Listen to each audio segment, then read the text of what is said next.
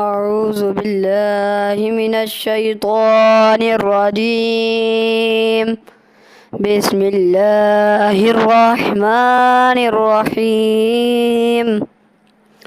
والتين والزيتون وطور سينين وهذا البلد الأمين. لقد خلقنا الإنسان في أحسن تقويم ثم رددناه أسفل سافلين إلا الذين آمنوا وعملوا الصالحات فلهم أجر غير ممنون. فما يكذبك بعد بالدين؟